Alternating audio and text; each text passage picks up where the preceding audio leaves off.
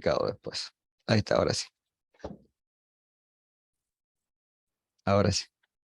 Bien, terminamos de ver hoy todo lo que tiene que ver con termoquímica, que es muy teórico, ¿sí? Esto generalmente se va a evaluar el día del final, ¿sí? Y ya la semana que viene comenzamos con química orgánica, ¿sí? Yo voy a adelantar temas, ¿sí?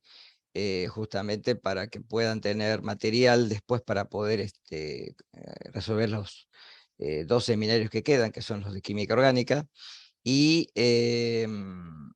ya prepararlos para el tercer parcial y después para englobar todo para el final, ¿sí?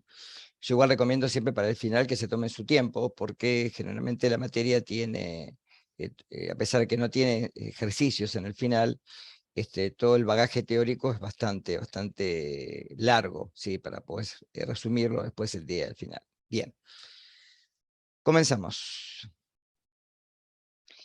Vamos a ver un poquito de lo que es termoquímica, ¿sí? La clase pasada vimos lo que era calor, lo que era temperatura, ¿sí? Vimos el primer principio de la termodinámica, que lo vamos a retomar hoy, ¿sí? Y hoy vamos a ver 2 variables nuevas, ¿sí? En realidad 3, ¿sí? Porque ya mencionamos entalpía, hoy la vamos a resumir un poquito más, y vamos a ver lo que es entropía y lo que es energía libre de Gibbs. Fundamentalmente lo que tiene que ver con energía libre de Gibbs, que es un tema que van a retomar el próximo año, en segundo año, cuando cursen química biológica, fundamentalmente, ¿sí? Por todas las reacciones acopladas que hay a nivel enzimático. Bien. Un mapa conceptual, un resumen para tener que ver lo que es termoquímica en sí, ¿sí? Hay principios, ¿sí? Principios termodinámicos que se basan también en algunas reacciones químicas que ya vimos la clase pasada, o bien pueden desprender calor, reacciones exotérmicas, o pueden absorber calor, reacciones endotérmicas. Cuando este mismo concepto lo veían en química biológica, sea dentro de los organismos vivos, van a ver los términos exergónico y endergónico, que a pesar de que son reacciones, las primeras catabólicas y las segundas anabólicas, que desprenden o absorben energía, estas reacciones están acopladas, porque por medio de las enzimas, que son catalizadores biológicos, la energía no se genera hacia el entorno, sino que se aprovecha directamente para la formación de compuestos intermediarios como el NADH, el FADH2, el NADPH2, o bien para la síntesis de ATP por el complejo ATP sintasa, ¿sí? Capaz que algo vieron este año. El año que viene se va a profundizar mucho más. Bien. Habíamos visto el primer principio de la termodinámica, en la cual la conservación de la energía entre el entorno y el sistema era prácticamente un principio universal, ya que toda la energía del universo es constante, no se puede crear ni destruir. Y en las reacciones químicas también ocurre que algunas pueden ser a volumen constante, en donde acá la variación de energía interna es igual al calor que se desprende o se absorbe a volumen constante, y el calor que puede ocurrir a presión constante, que ya no es la variación de energía, sino la variación de entalpía. Por eso la mayoría de las reacciones que ocurren en el laboratorio, ¿sí? Cuando hacemos una reacción química estándar, generalmente decimos que ocurren a presión constante. ¿Por qué? Porque es la presión atmosférica, ¿sí? En gases, el calor a volumen constante y el calor a presión constante sí son iguales. En cambio, en soluciones, generalmente, o cuando uno hace procesos de combustión, tenemos que tener estas diferencias, que la variación de energía interna del sistema es igual al calor al volumen constante, y la variación de entalpía es igual al calor a volumen constante. Por eso son distintas, ¿sí? El segundo principio de la termodinámica habla de una cuestión de que todo digamos, el sistema que tenemos en torno al universo tiende al desorden, o sea, tiende a aumentar su entropía, ¿sí? Y esto lo tenemos que ver desde el punto de vista de del primer evento y único hasta ahora en la historia del universo, que fue el primero que a partir de energía formó materia. ¿Cuál fue ese evento? El Big Bang, ¿sí? Fue el único evento que a partir de una mega, ¿sí?, generación de energía se genera materia. que es lo que el hombre quiere hacer hoy con este famoso experimento del acelerador de hadrones, ¿sí? Esa partícula que se dice partícula de Dios, ¿sí? Que a partir de energía se podría generar materia, ¿sí? Pero por ahora solamente una fase experimental que dura muy pocos milisegundos y que el hombre está tratando de poner en marcha para a partir de energía formar materia, ¿sí? Entonces a partir de materia podemos generar energía, por ejemplo, la combustión de los combustibles, ¿sí? Por ejemplo, el carbón. A partir de la combustión del carbón se desprende energía. Pero lo que no se puede hacer es lo inverso. A partir de esa energía poder formar materia. Y siempre la energía del universo, recuerden que es la energía del sistema más la variación de energía del sistema más la variación de energía del entorno. Y es constante, ¿sí? Si uno pierde, el otro gana. Siempre. Eso se acuerdan que ya lo vimos en la clase pasada. Y, a ver, bueno, ahora voy a retomar este principio. Y después el principio de la termodinámica, que no se puede llegar al cero absoluto en una clase finita de procesos, ¿sí? Es decir, que para poder llegar tiene que ser una clase infinita de procesos, por eso que generalmente no podemos llegar al cero absoluto, ¿sí? Al 0 grado Kelvin, en donde no habría ni siquiera movimiento de electrones, ¿sí? Es una cuestión solamente teórica, porque hasta ahora no pudimos llegar a ese evento. Bien, esto es un resumen para que puedan después estudiar.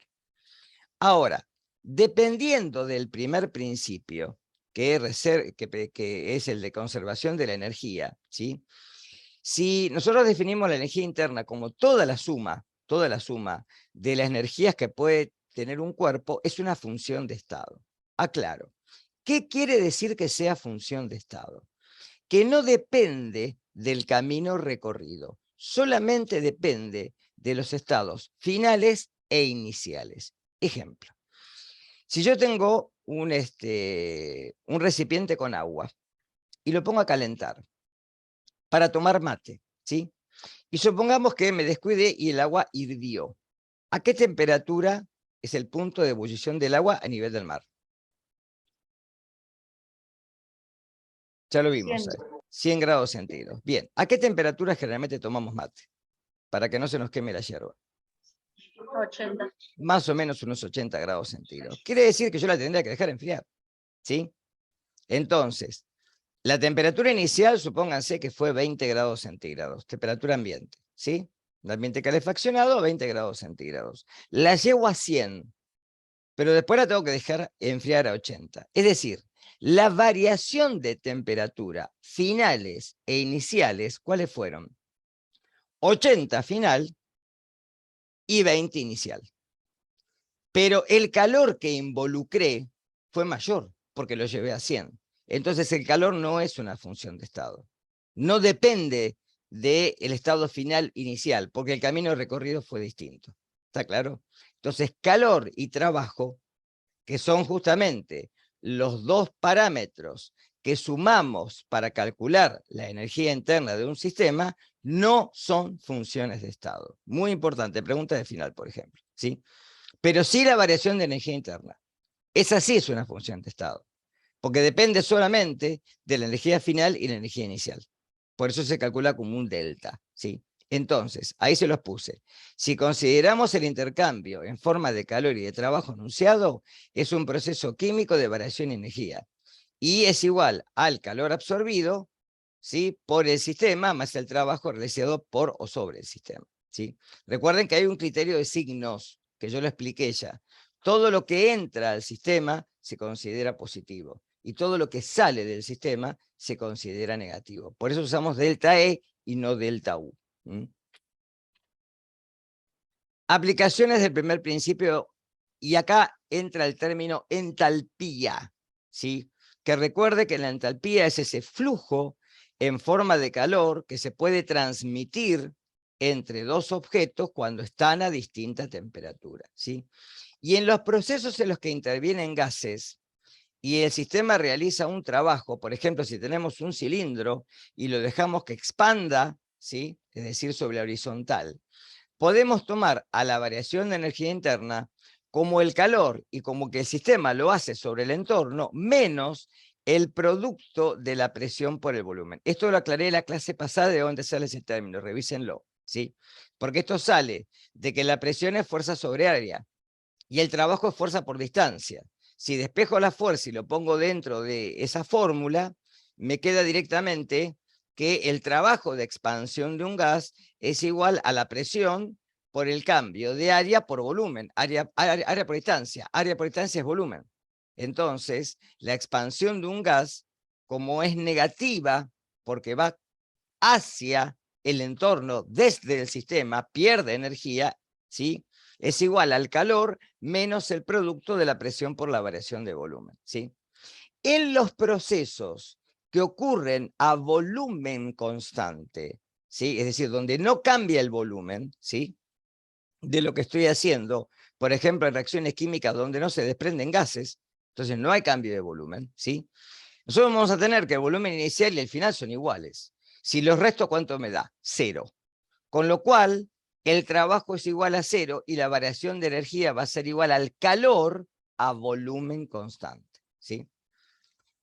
Si por otro lado nosotros sabemos que el calor a volumen constante, porque el calor a volumen constante, recuerden que es presión por volumen, es igual al número de moles por el calor de vaporización por la diferencia de temperatura, nosotros podemos calcular en una reacción el calor de desprendimiento de un sistema y en vez de poner la masa, podemos poner el número de moles. Ojo que acá el calor a volumen constante tiene que estar en moles y no en masa, no en gramos, ¿sí? Ahora, en los procesos que se dan a presión constante, acá la variación de energía es igual al calor a presión constante menos el producto de la presión por la variación de volumen. Si acá tomamos como que, fíjense abajo de todo, la variación de entalpía es igual a la variación de energía más la presión por volumen, como este término es positivo y este es negativo, se anulan y me queda que la variación de entalpía es igual al calor a presión constante, lo que mencioné al principio. ¿Está claro? Acá se demuestran las dos cosas. ¿Cómo es el valor a volumen constante, que es igual a la variación de energía, y cómo es el valor de calor a presión constante, que es igual a la variación de entalpía? ¿Sí? Acá fíjense que si aplicamos la ecuación de los gases ideales, ¿sí? Como presión por volumen es igual al número de moles por R por T y el número de moles puede variar, ¿sí? La variación de entalpía va a ser igual a la variación de energía más la variación del número de moles por R por T. ¿Sí? Ustedes no lo van a utilizar a esto, ¿sí? Ténganlo como concepto nada más. Pero en las reacciones generalmente que ocurren, y fundamentalmente en las entalpías de reacción, uno puede calcular cuánto es el calor de combustión, ¿sí? Aplicando esta fórmula. Las entalpías de formación son cómo se forman los reactivos, los productos, perdón, a través de los reactivos, ¿sí? Y siempre tenemos que tener en cuenta que los reactivos en su estado natural, ¿sí? La entalpía de estos elementos es igual a 0, ¿sí? Tanto para las moléculas, ¿sí? Diatómicas como los elementos en su estado natural, estado sólido, ¿sí? Por eso la entalpía de formación de un compuesto va a ser justamente cuánto se intercambia de calor cuando se forma un molde compuesto en condiciones estándar. Ojo que no son condiciones normales de presión y temperatura. Condiciones estándar de presión y temperatura son 25 grados centígrados una atmósfera, es decir, lo que ocurre en el laboratorio normalmente. Por ejemplo, para una reacción de combustión, como la que tenemos carbono más oxígeno, que nos da dióxido de carbono, donde el carbono es un sólido, ¿sí? Acá la entalpía de reacción es igual a la entalpía de formación, porque justamente los dos reactivos están en su estado natural, ¿sí? Ahora, si el oxígeno fuera líquido, ya no está en su estado natural, porque está a mayor presión. Con lo cual, la entalpía de reacción no es igual a la entalpía de formación. Por eso hay que tener mucho cuidado cuando ustedes lean para repasar esta teoría, en la cual a veces la entalpía de formación es distinta que la entalpía de reacción, ¿sí? Y siempre la entalpía de reacción es la sumatoria de las entalpías de reacción de productos menos la sumatoria de entalpía de reacción de reactivos, ¿sí? Esto se puede calcular, antes lo dábamos en la materia, yo lo saqué, como un apartado que se llama o se denomina ley de Hess. suma de los calores parciales, ¿sí? Pero ya eso no lo tomamos, no lo evaluamos.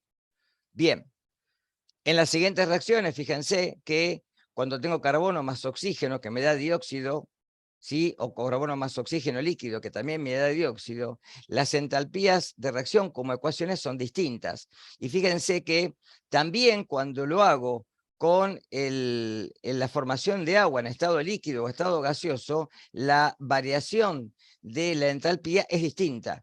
Es mucho mayor, ¿sí? En valor absoluto, obviamente, porque si no es negativo, ¿sí? Cuando el agua es gaseosa y el agua es líquida. Y acá quiero hacer un apartado, ¿sí? Miren esto y piensen una cosa. ¿Qué ocurre cuando de alguna manera, ¿sí? Si nos quemamos la piel, nos las quemamos con agua a 100 grados centígrados o con vapor de agua a 100 grados centígrados? ¿Cuál es más peligroso? ¿Cuál va a lastimar más? ¿El vapor de agua o el agua? Los dos están a 100. No escucho. El agua. El vapor. ¿Por qué? Porque el vapor se tiene que condensar, se tiene que transformar en agua.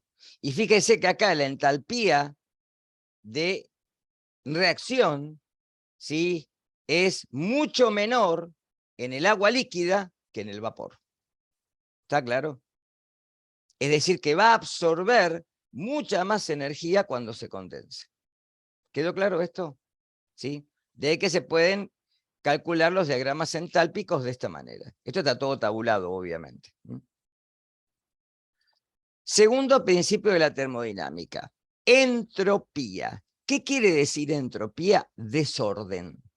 La palabra entropía se puede, digamos, tomar como el desorden de un sistema.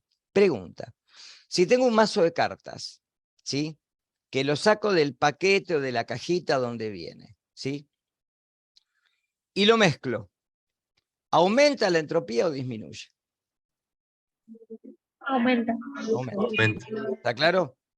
Si tengo hielo, ¿sí? Tengo un cubito de hielo y lo fundo para hacer agua, ¿aumenta su entropía o disminuye?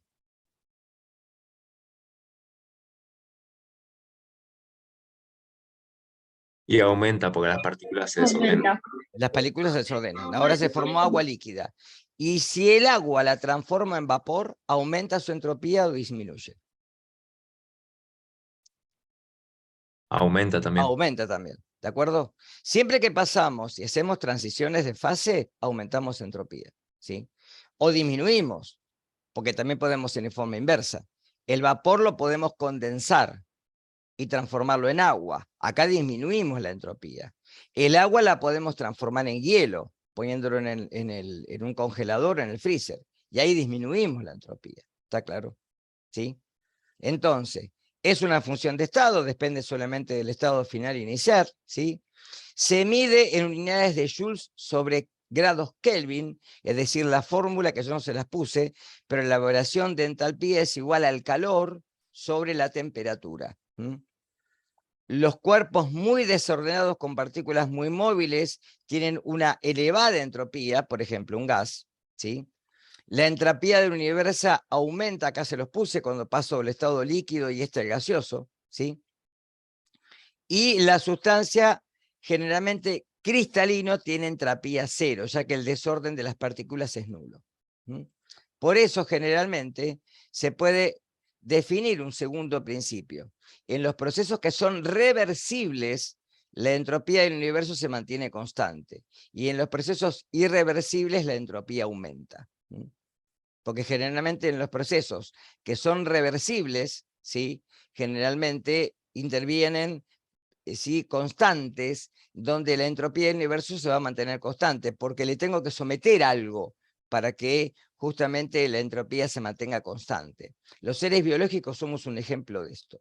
Nosotros tendemos a mantener nuestro orden interno, nuestra entropía, aumentando la entropía del universo, y eso es irreversible.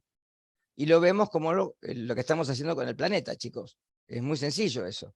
Estamos aumentando la entropía de nuestro universo, que es nuestro planeta Tierra, ¿sí? Se pueden calcular los valores de entropía y se puede averiguar mediante también la sumatoria de la entropía de los productos menos la entropía de los reactivos, ¿sí? Si este número me da positivo, ¿sí?, quiere decir que la entropía aumenta el desorden. Si este número me da negativo, la entropía disminuye, ¿sí?, es decir, tiende al orden. ¿Sí? Cosa que para los sistemas biológicos es necesario aplicar energía. Por ejemplo, síntesis de proteínas. Energía libre de Gibbs, último punto, ¿sí? Acá tenemos que tener en cuenta que los procesos biológicos normalmente los dividimos en dos a nivel metabólico. ¿Cuáles son? Si hablo de metabolismo, ¿cuáles son las dos caras o fases que tiene? Anabolismo y catabolismo. Exactamente. El catabolismo y la hidrólisis de sustancias de alto peso molecular para formar moléculas más pequeñas y obtener energía. Y el anabolismo es todo lo contrario. Es a partir de sus monómeros o moléculas pequeñas formar polímeros, ¿sí?, invirtiendo energía, que se obtiene a través de las fases catabólicas, ¿sí? Entonces, las reacciones espontáneas son las que ocurren libremente, en donde no hay que generar, ¿sí?, procesos energéticos, ¿sí? Y fíjense que tienen en cuenta dos aspectos, el aspecto de entalpía y el aspecto de entropía, ¿sí? Es decir, que así se puede calcular la energía libre de un sistema, como la energía libre de Gibbs, ¿sí? Es una función de estado, se mide en joules, unidades energéticas, ¿sí? Y la variación de energía libre de Gibbs es igual a la variación de entalpía menos la temperatura por la variación de entropía. Para que la reacción sea espontánea e irreversible, la variación de energía libre de Gibbs tiene que tener un valor negativo, o sea, menor a cero. Si la variación de energía es igual a cero, el proceso está en equilibrio. Y si la variación de energía libre de Gibbs es mayor a cero, el proceso es no espontáneo a esa temperatura, ¿sí? Vamos a hacer un paréntesis acá. Si tenemos una reacción exotérmica que libera energía, ¿qué valor tiene justamente la variación de entalpía, delta H? Por lo que ya vimos en la clase pasada. Hacemos un repaso. ¿Es mayor a cero o es menor a cero? Si es exotérmica. Es mayor. Es Mayor. menor a cero. Porque justamente yo les dije, recuerden el ejemplo del video, si hago 2 menos 4 es menos 2. Si la entalpía final es menor que la inicial, 2 es menor que 4, el valor me da negativo. Recuerden estas palabras, ¿sí? Para no saberlo de memoria. Entonces, si es exotérmica y desprende calor, es decir, el calor es un producto, ¿sí?, justamente tiene signo negativo. Bárbaro. Si la variación de entropía tiende al desorden, ¿qué dijimos? ¿Que es positiva o negativa? Desorden. Positivo. Positivo. Bien. Si este término delta H es negativo y este término delta S es positivo, menos por más, ¿cuánto es? Menos. O sea que esto es negativo y todo esto es negativo. ¿Cómo va a ser la energía libre de Gibbs? Siempre. Si esto es negativo y esto es negativo, va a ser negativa. Entonces, corolario. Una reacción exotérmica que tiende al desorden, reacciones catabólicas, son espontáneas. ¿Quedó claro?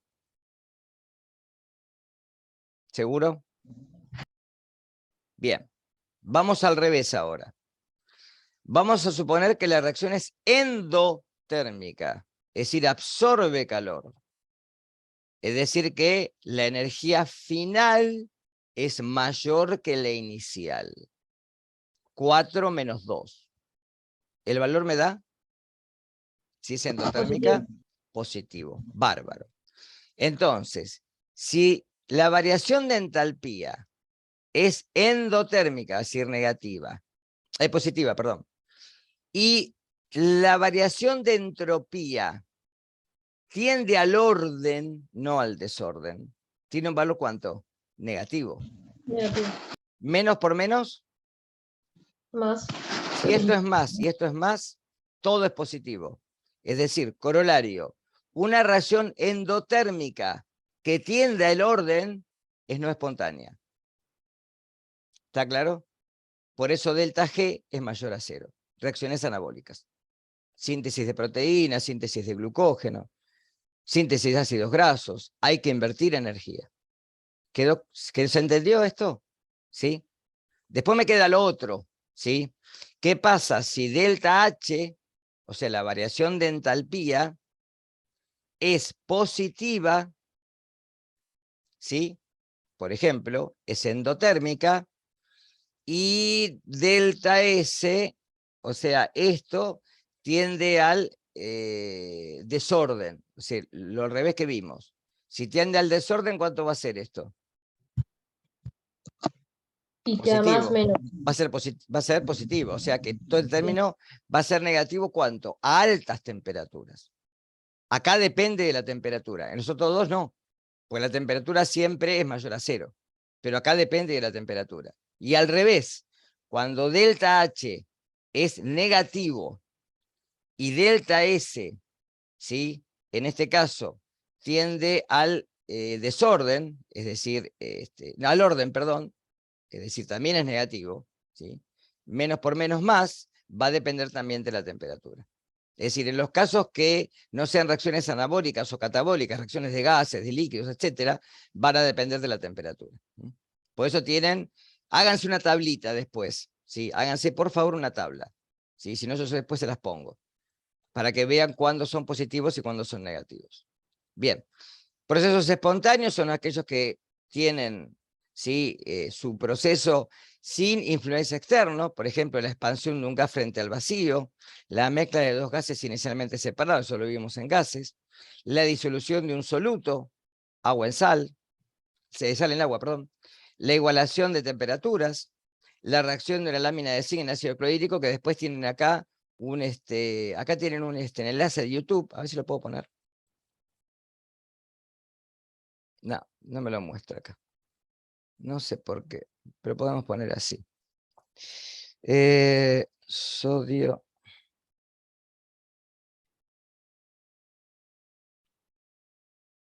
Están viendo el PowerPoint todavía, ¿no? Sí. Ahora cambio y ahora una vez que lo encuentre y...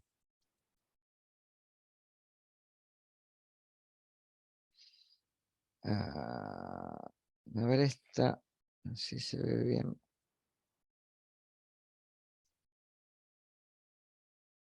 La reacción de sodio en agua es muy linda verla, ¿no?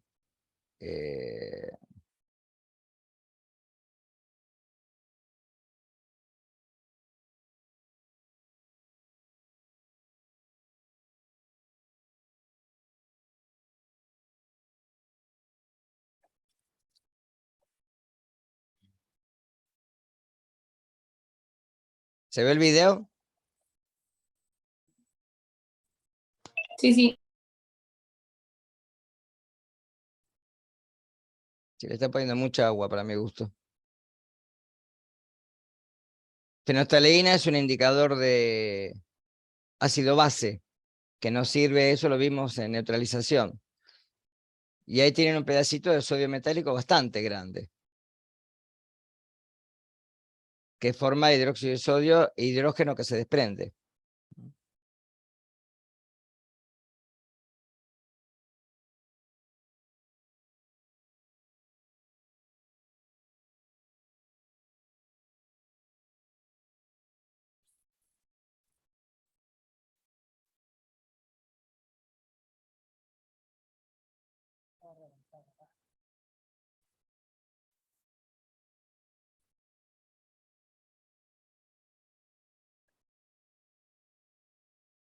Forma hidróxido de sodio, que como es básico, colorea la fenolftaleína y se desprende. Eso blanco que ven ahí son vapores de hidrógeno.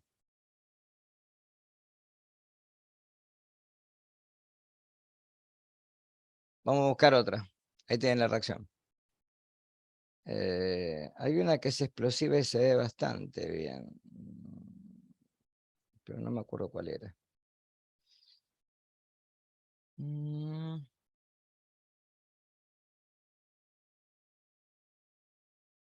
Está el video acá.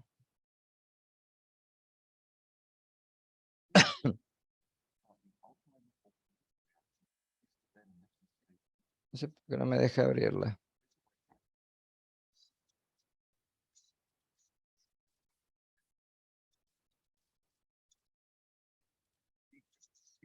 No, esta no.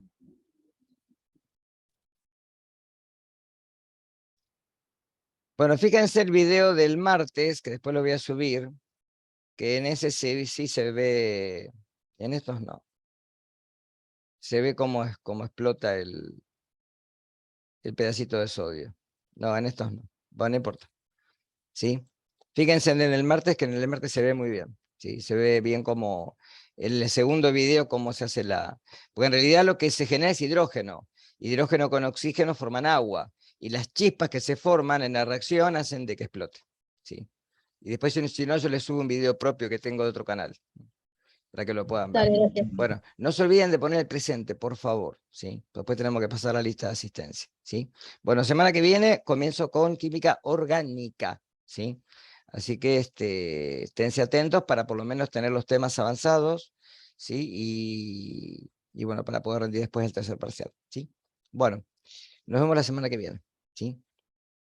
Buen Gracias, fin de profe. semana, hasta luego. Chao. Suscríbanse al canal, Igualmente. acuérdense. Dale. Chao, profe. Chau, chau.